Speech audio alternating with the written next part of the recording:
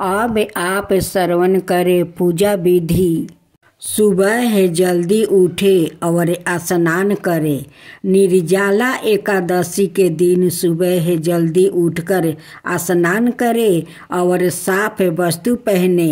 भगवान विष्णु की पूजा घर के मंदिर में भगवान विष्णु और माता लक्ष्मी की पूजा करे। उन्हें गंगा जल अर्पित करे और पुष्पा तुलसी और धूप दीप से पूजा करे। व्रत का संकल्प ले और भगवान विष्णु का स्मरण करे। भगवान को फल मिठाई और अनाय सात्विक चीजों भोग में लगाए। निर्जला एकादशी की कथा सुने या पढ़े। भगवान विष्णु और माता लक्ष्मी की आरती करे। व्रत के अगले दिन दान दक्षिणा दे। जल दान करना बहुत शुभ माना जाता है। द्वादशी तिथि के सूर्योदय के बाद विधिवत पूजा करके व्रत का पारण करे। एकादशी के दिन अन्न और जल का त्याग करना चाहिए। ब्रह्मचर्य का पालन करना चाहिए। भगवान विष्णु का ध्यान करना चाहिए। दान करना चाहिए। द्वादशी तिथि समाप्त होने से पहले व्रत का पारण करना चाहिए। निर्जला एकादशी व्रत को सभी एकादशियों में सबसे महत्वपूर्ण माना जाता है।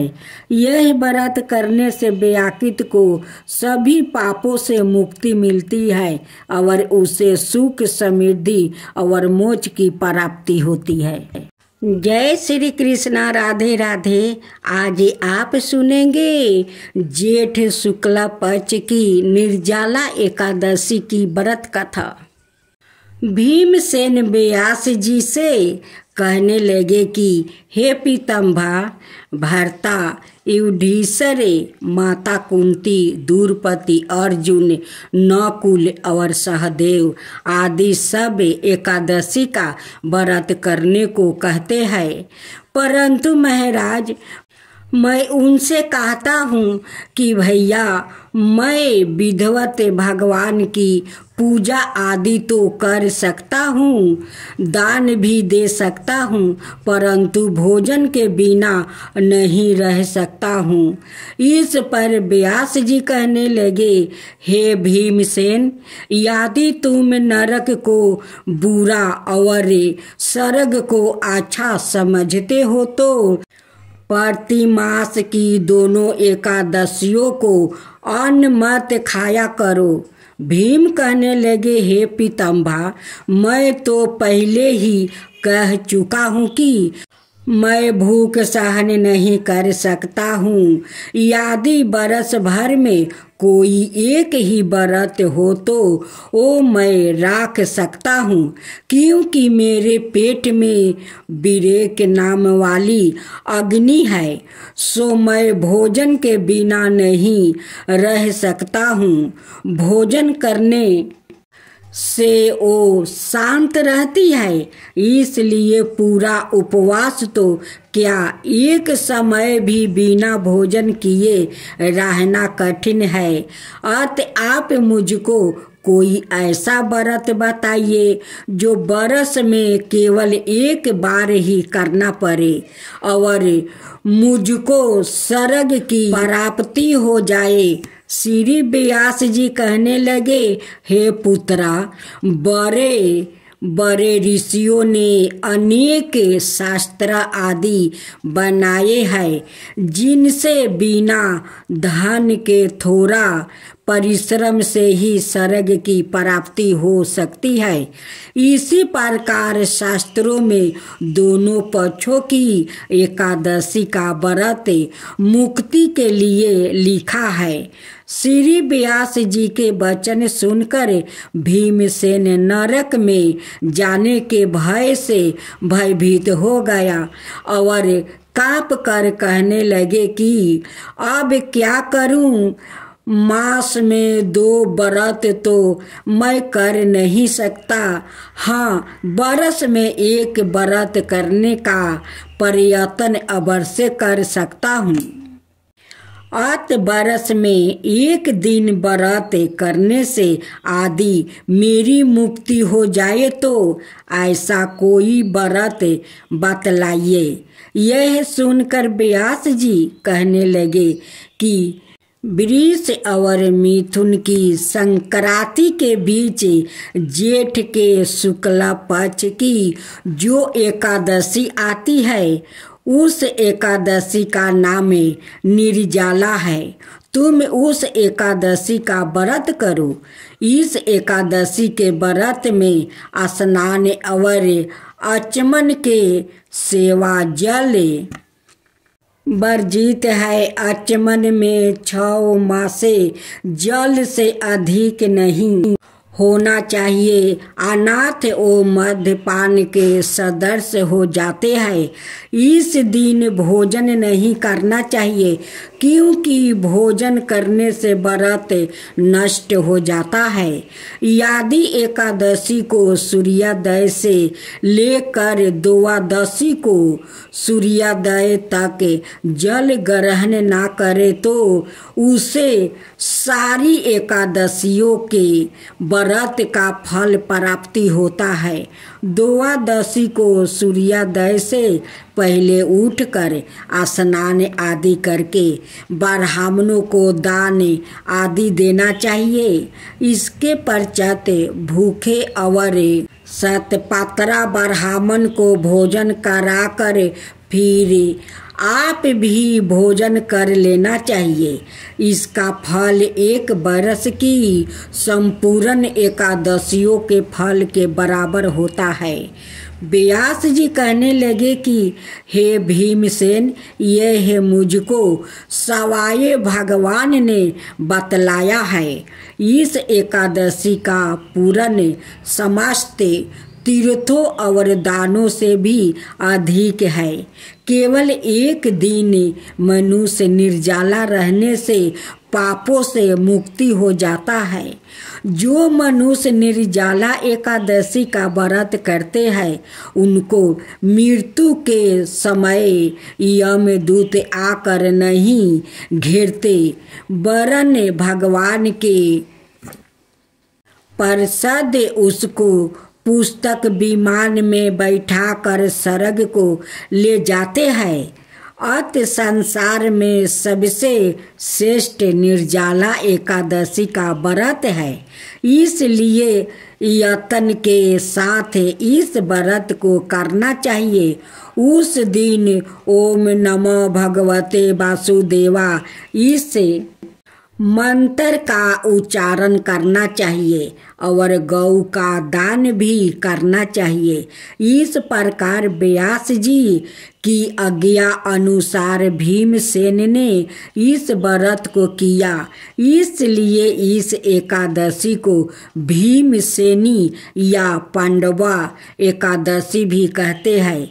निर्जला व्रत करने से प्रथम भगवान का पूजन करके यह प्रार्थना करे कि हे भगवान, आज मैं श्रद्धा पूर्वक निर्जला व्रत रख कर दूसरे दिन भोजन करूँगा और आपकी कृपा से मेरे सब पाप नष्ट हो जाए। इस दिन जल से भरा हुआ एक घड़ा वस्तु से ढाक कर सौरन सहित दान करना चाहिए।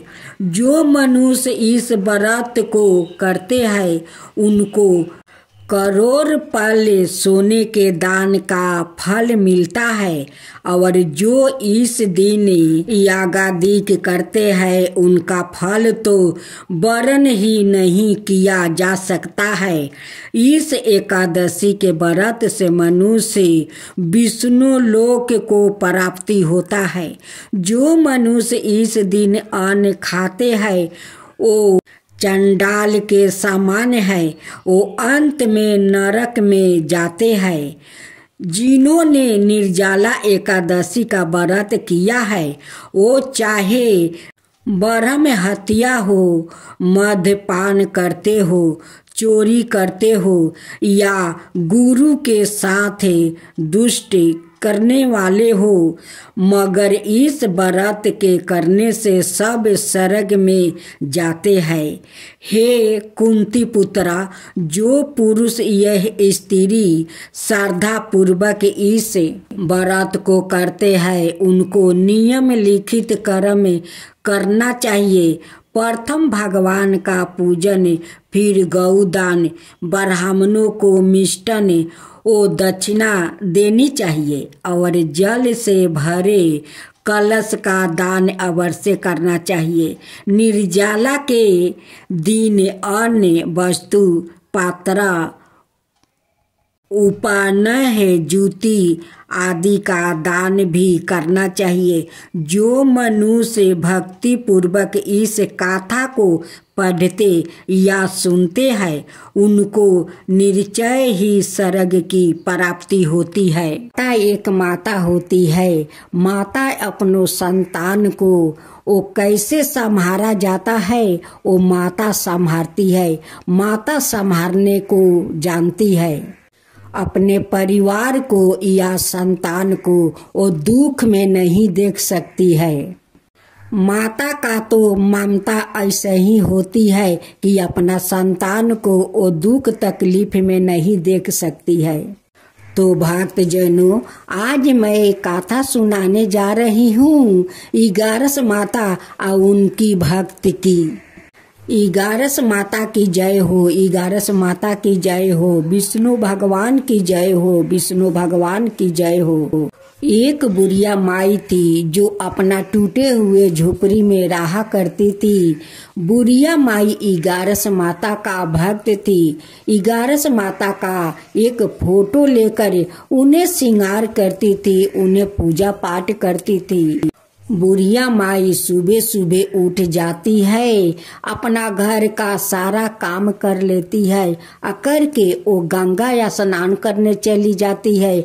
उनके घर से थोड़ी दूरी पर गंगा थी, उसी गंगा में स्नान करने चली जाती है। जब बुढ़िया माई गंगा या स्नान करके आती है तो एक टूल पर खूब सुंदर आसन बिछा देती है और उसी आसन पर 11 माता का फोटो रख देती है। उन्हें श्रृंगार करती है, उन्हें भोग लगाती है और श्रद्धा भक्ति से उन्हें आरती करती है। आरती करने के बाद वो जाकर भोजन करती है। एक दिन की बात है, एक दिन बुढ़िया माई का थोड़ा तबीयत खराब था।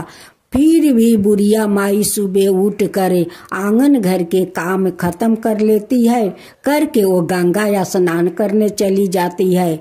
जब गंगा या स्नान करके आती है 11 माता का श्रद्धा पूर्वक पूजा पाठ करती है। करने के बाद वो जाकर सो जाती है, क्योंकि बुढ़िया माई का तबीयत बहुत खराब हो चुका था। अब तो 11 माता का बहुत चिंता होने लगी कि अब मेरा कौन श्रृंगार करेगा, कौन भोग लगाएगा, कौन आरती करेगा। मेरी बूढ़ी माई तो बीमार पड़ गई है। बुढ़िया माई को तो कोई सेवा करने वाला भी घर में नहीं था। 11 माता एक लड़की का रूप धारण करती है, आकर बुढ़िया माई को सेवा करती है। 11 माता अपना भक्त को इतना सेवा की कि बुढ़िया माई ठीक हो गई और वो जुआन लगने लगी। बुढ़िया माई कहती है कि बेटी, अपना घर द्वार छोड़कर आकर तुम मुझे इतना सेवा कि मैं तो ठीक हो गई। और देखो मेरा शास्त्री कितना अच्छा लग रहे है। बुढ़िया माई कहती है कि बेटी, अब तुम अपना घर जाओ, नहीं तो तुम्हारा माता पिता बहुत चिंता कर रहे होंगे कि मेरी बेटी कहाँ चली गई। भेष रूपी 11 माता कहती है कि तू हमारा माँ नहीं है, तू भी तो मेरा माँ है। बुढ़िया माई कहती है कि बेटी अब तुम अपना घर जाओ, मुझे अपना 11 से माता का श्रृंगार करना है, उन्हें भोग लगाना है, तुम अपना घर चली जाओ। अब मैं ठीक हो गई हूँ, तुम इतना सेवा की कि मुझे तो देखो जुआन बना दिया है। 11 माता कहती है कि तुम जो 11 माता का इतना सेवा करती हो तो तुम्हें तो जुआन होना जरूरी है, क्योंकि 11 माता का पूजा तो करना होगा, श्रृंगार तो करना पड़ेगा। अगर तुम ठीक नहीं रहोगी तो 11 माता के कौन श्रृंगार करेगा, कौन उन्हें भोग लगाएगा, कौन उन्हें आरती करेगा।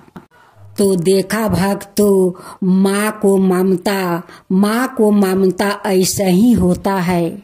अपना भक्त को वो कैसे ख्याल रखती है, उनके लिए कितना चिंता करती है, इसीलिए तो 11 माता कहलाती है।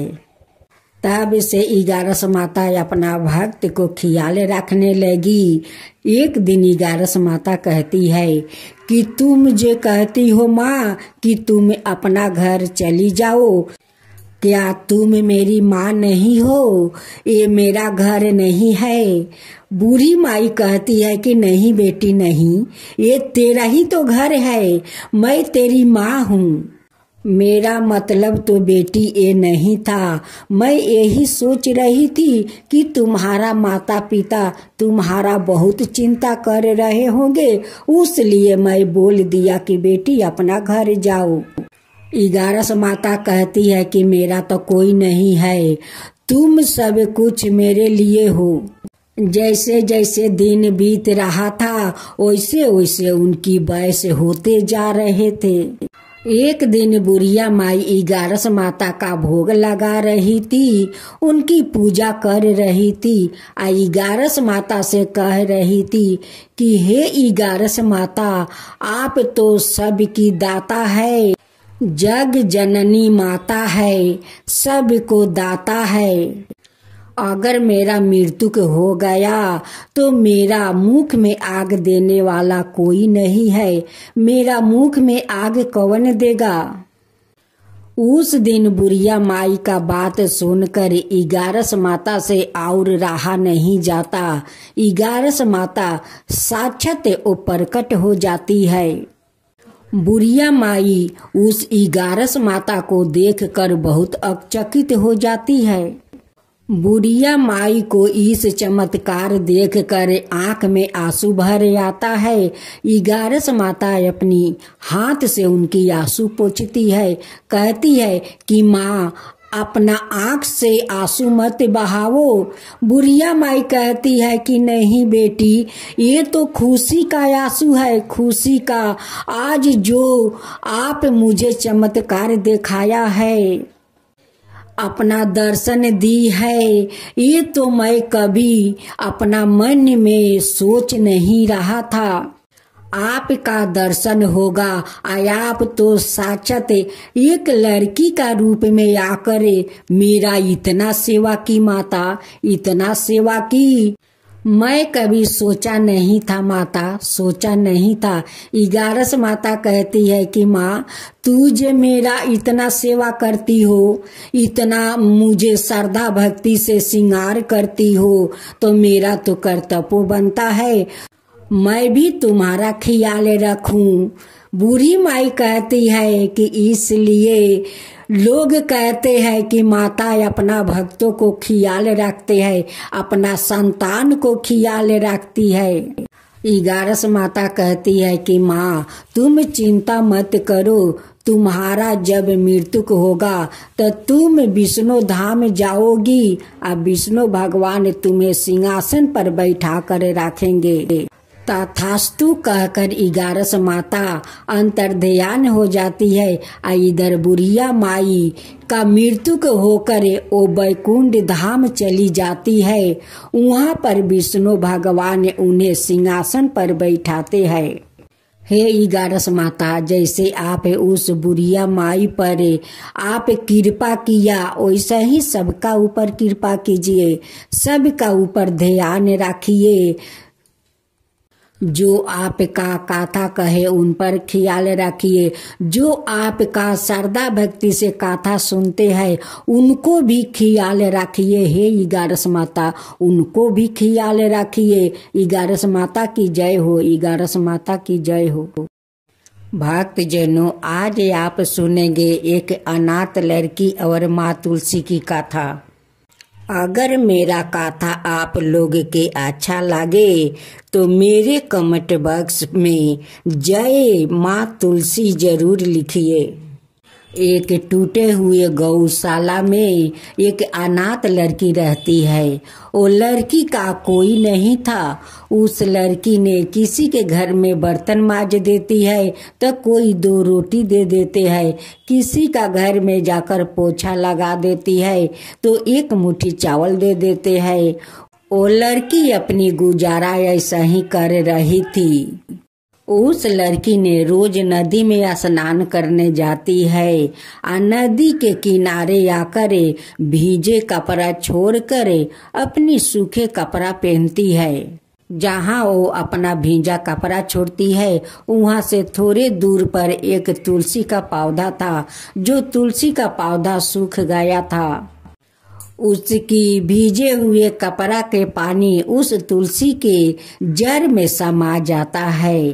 अब तो वो रोज नदी में स्नान करती है और वही जगह पर आकर भीजे कपड़ा अपना छोड़ती है। उनकी भीजे कपड़ा का पानी गरगरा कर उस तुलसी का जड़ में समा जाता है। अब तो तुलसी का पौधा धीरे धीरे हरा होने लगा। हरा होते होते उसमें पाता छोड़ने लगा। लेकिन उस लड़की ने उस तुलसी के पौधा पर कभी ख्याल नहीं करती थी। उस तुलसी का पौधा बहुत बड़ा हो जाता है और उस पेड़ में बहुत सारा फूल पकड़ लेता है। तुलसी बहुत खुशी हो जाती है या खुश होकर उस पौधा से प्रकट होती है और उस लड़की से कहती है कि लड़की, मैं तुझ पर बहुत प्रसन्न हूँ, आज तू मुझसे कोई वर मांग ले। लड़की उस तुलसी को देखकर बहुत अचकित हो जाती है। वो पहचान नहीं पाती है कि ये माँ तुलसी है।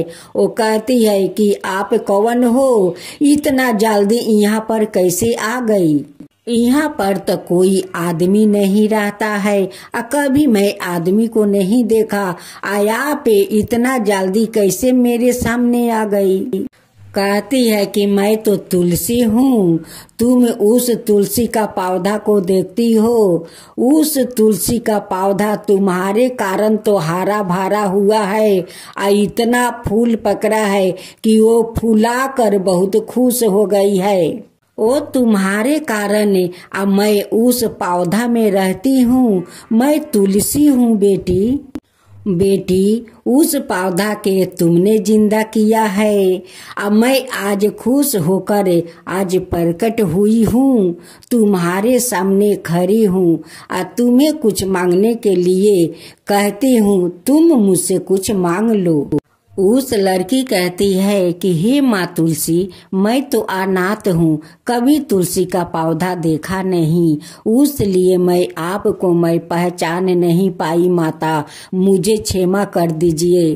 फिर तुलसी कहती है कि बेटी, तू मुझसे कुछ वर मांग ले।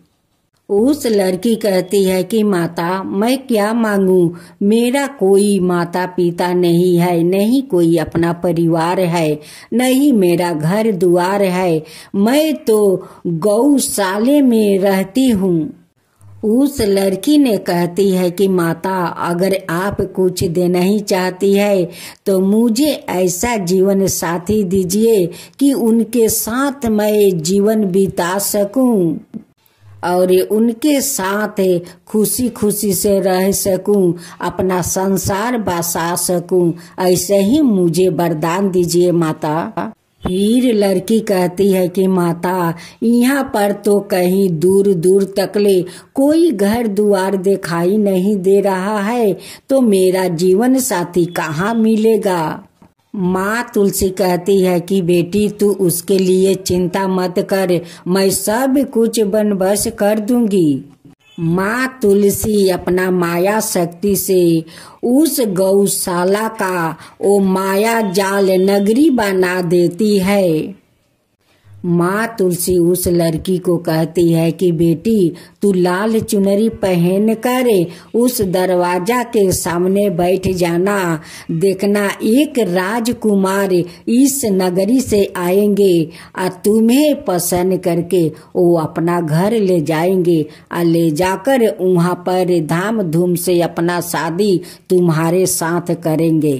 उस लड़की माँ तुलसी से वो रो कर कहती है कि माँ आप मेरे लिए इतना कुछ कर रही है तो आप मेरा माँ बन जाइए और उस राजकुमार के हाथ में अपना हाथ से मेरे हाथ धरा दीजिए। माता कहती है कि माँ अगर आप मेरे हाथ अपना हाथ से उस लड़के के हाथ में नहीं देगी तो मैं उस लड़का के साथ नहीं जाऊंगी। माँ मैं उसी टूटे हुए गौशाला में मैं अपना गुजारा कर लूंगी, लेकिन उस लड़का के साथ मैं नहीं जाऊंगी। नहीं तो आपका एक दिन के लिए मेरे माँ बन जाइए। माता आप तो सभी को माँ है तो मेरा माँ आप बन जाइए। अब माँ बनकर उनके हाथ में मेरा हाथ दे दीजिए। माँ तुलसी बहुत दुविधा में पड़ जाती है और चिंता करती है कि ये लड़की को तो कोई नहीं है, ये तो बेचारी अनाथ है, मैं क्या करूं। माँ तुलसी कहती है कि ठीक है बेटी, मैं अपना हाथ से तेरे हाथ उस लड़के के हाथ में दे दूंगी। लड़की जाकर दरवाजे पर बैठ जाती है। राजकुमार आते हैं तो उस लड़की को देखते रह जाते हैं। लड़का कहता है कि मैं तुम्हारा माता पिता से मैं बात करना चाहता हूँ। लड़की कहती है कि मेरा माता है पिता नहीं है, जो है मेरी माँ है वही मेरी माँ है, वही मेरी पिता है, वो जो कहेंगे वही मैं करूँगी। माँ तुलसी एक साधारण सा माता का रूप में आती है। कहती है कि बेटा आप मेरे बेटी से शादी करना चाहते हो। लड़का कहता है कि हाँ मुझे तो बहुत पसंद है, मैं तो आपसे बात करना चाहता था। माँ तुलसी उस लड़की के हाथ उस लड़का के हाथ में धरा देती है और दोनों उनकी आशीर्वाद लेते हैं और कहती है कि दूधो नहाओ पूतो फलो, अखंड सौभाग्यवती रहो बेटी। इस माया जाल नगरी का नाम रोशन करना बेटी, रोशन करना, तू मुझे भूल मत जाना बेटी। बेटी कहती है कि माता मैं कभी नहीं भूलूंगी, इस माँ को तो कभी नहीं भूलूंगी और सभी गांव वासियों को सभी को बोलूंगी कि माँ तुलसी का आंगन में बैठा कर सभी लोग श्रद्धा भक्ति से पूजा पाठ करे। मैं तो आपका शरण में रहूंगी माँ, आपका सेवा करूंगी, आपका पूजा पाठ करूंगी माँ, आपको कभी नहीं भूलूंगी। बाहर से लोग उस गांव में आते हैं, कहते हैं कि यहाँ पर तो कोई एक घर भी नहीं था, इतना सुंदर नगरी कैसे बन गया। सभी लोग उस राजकुमार से पूछते हैं कि इस गांव का नाम क्या है। राजकुमार कहते हैं कि इस गांव के नाम में माया जाल नगरी है। इस माया जाल नगरी का मैं राजा हूँ। हे माँ तुलसी, जैसे आप उस अनाथ लड़की पर कृपा किया, माँ बन कर उस लड़का को हाथ में उसका हाथ धरा दिया, वैसा ही सबका ऊपर कृपा कीजिए। हे माँ तुलसी, सबका ऊपर कृपा कीजिए। जो आपका कथा कहता है उस पर कृपा कीजिए, जो सुनता है उस पर कृपा कीजिए, सबके ऊपर कृपा कीजिए। हे माँ तुलसी, माँ तुलसी की जय हो, माँ तुलसी की जय हो।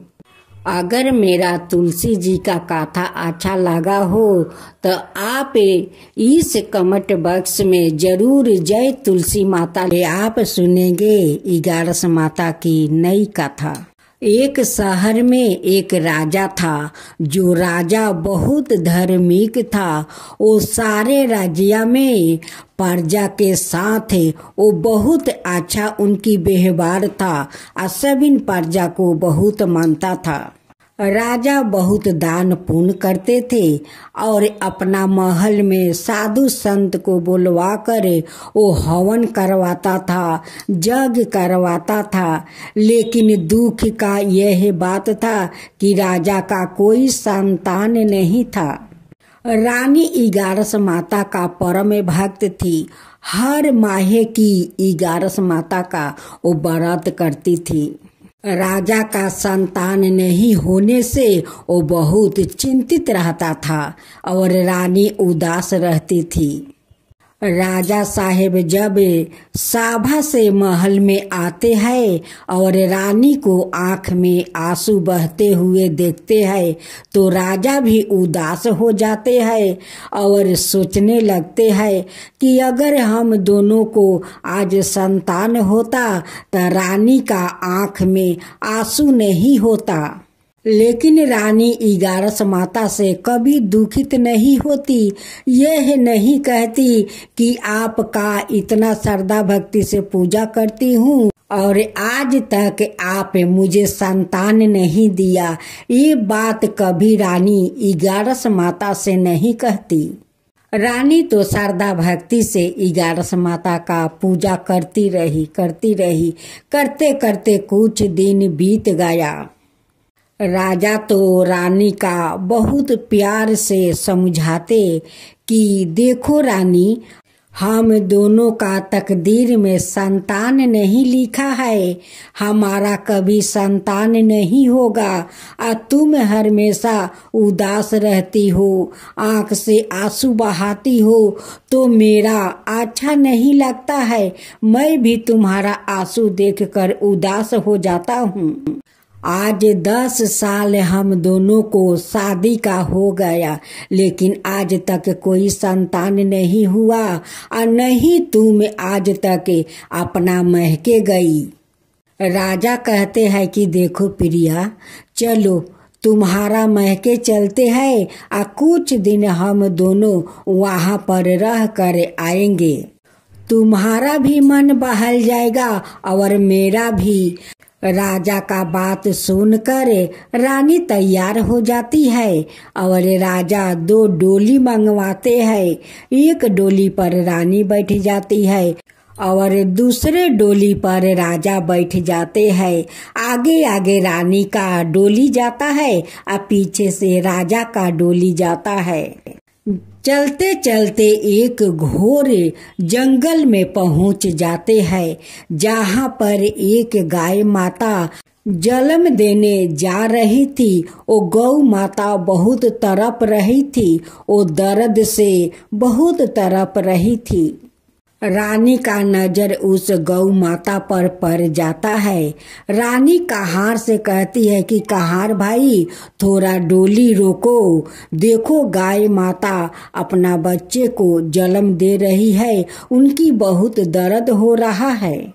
कहार उस जंगल में डोली रोक देते हैं और रानी उतर कर उस गाय माता को सारा शरीर टीप टाप कर देती है और गाय अच्छे से अपना बच्चा को जन्म दे देती है। गाय माता कहती है कि बेटी, अगर तू ना होती तो मेरा बच्चा अच्छा से खलास नहीं होता। तू आकर मेरा दर्द को कम कर दिया और बच्चा मेरा अच्छे से बाहर आ गया। गौ माता कहती है कि बेटी, तू तो 11 माता का बहुत बड़ा भक्त है और तेरा कोई संतान नहीं है। तू बहुत उदास रहती है, आंख से आंसू बहाती है। राजा भी उदास रहते हैं, बड़े चिंतित रहते हैं। तेरा कोई संतान नहीं है बेटी। आज मैं तुझे आशीर्वाद देती हूँ बेटी कि तेरे कोख से तो नहीं, लेकिन इस जंगल में 11 माता तुझे एक संतान से मिलवाएगी, वही संतान तेरा अपना राजकुमार होगा बेटी। वो बहुत भाग्यशाली होगा और उस संतान से तेरा भाग्य बदल जाएगा बेटी, तेरा गोद भर जाएगा। रानी गाय माता का आशीर्वाद लेकर वो कुछ आगे बढ़ती है। एक बच्चा का रोने का आवाज आता है। रानी फिर कहार से डोली रुकवाती है और रुकवा कर उस जंगल के पास जाती है। देखती है कि खूब सुंदर एक बालक ये जंगल में पड़ा हुआ है। रानी उस बच्चा को अपना आंचल में ले लेती है और लेकर डोली में बैठ जाती है। अपना महके पहुंच जाती है।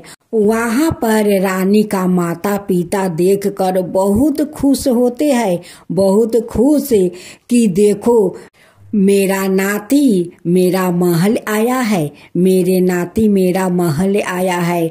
उस नाती को लेकर गोद में वो नहलाती है, उसे तेल लगाती है, उसे वस्तु पहनाती है और कहती है कि ये तो मेरा नाती है।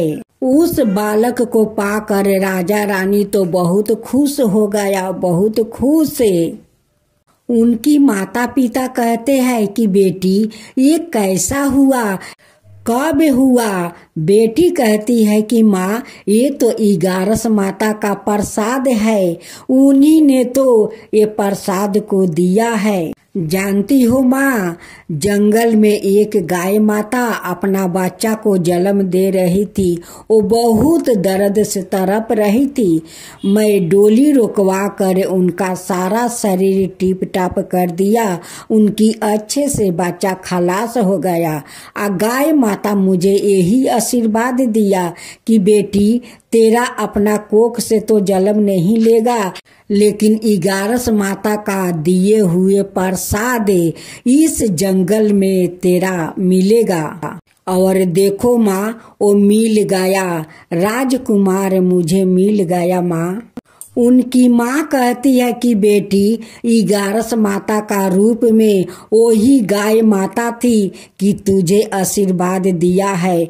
अगर उन्हीं के रूप में गाय माता नहीं होती तो तेरा राजकुमार भी नहीं होता। वो गाय माता नहीं थी, वही इगारस माता थी गाय का रूप में। जब राजा का महल में सभिन को पता चला कि रानी का राजकुमार हुआ है, अब तो महल में खुशियाँ का ठिकाना नहीं है। सभिन लोग खुशियाँ मनाने लगा। जब राजा और रानी लौट कर महल में आया तो सभिन प्रजा वो राजा और रानी को स्वागत करने लगे। इस राज्य में एक नई राजा आया है। इस राज्य में एक नए राजा आया है। राजा अपना प्रजा में बहुत सारा अन्न धान्य वस्तु तक वो दान करने लगा। खुशी से लुटाने लगा कि आज मैं खुशी से आप लोग का वस्तु अन्न धन दे रहा हूँ। आज मेरा महल में राजकुमार आए हैं। राजा और रानी इगारस माता का धाम धूम से वो पूजा करने लगे, उनकी आरती उतारने लगे। राजा रानी कहने लगे, हे इगारस माता, आज आप हमारे महल में खुशियाँ लौटा कर धन कर दिया है, धन कर दिया है। ये इगारस माता, जैसे आप हम सबका महल में खुशियाँ दिया है वैसा ही सबका गोद भर दीजिए, सबका महल में खुशियाँ ऐसा ही भर दीजिए। हे इगारस माता, जो आपका कहानी कहे, जो हुंकार भरे, उन सबके ऊपर कृपा करना। अगर मेरा कहानी में भूल हो तो क्षमा कर देना, अगर अच्छा हो तो सबका ऊपर कृपा करना। अब सुने, हर व्रत गाथा के साथ सुनी जाती है लपसी तपसी की यह कहानी। एक लपसी था और एक तपसी था। तपसी हमेशा भगवान की तपस्या में लीन रहता था लपसी रोजाना 1.25 सेर की लपसी बनाकर भगवान का भोग लगा कर जिमा लेता था। एक दिन दोनों लड़ने लगे। लपसी बोला, मैं रोज भगवान की तपस्या करता हूँ, इसलिए मैं बारा हूँ। तपसी बोला, मैं रोज भगवान को 1.25 सेर लपसी का भोग लगाता हूँ, इसलिए मैं बारा हूँ।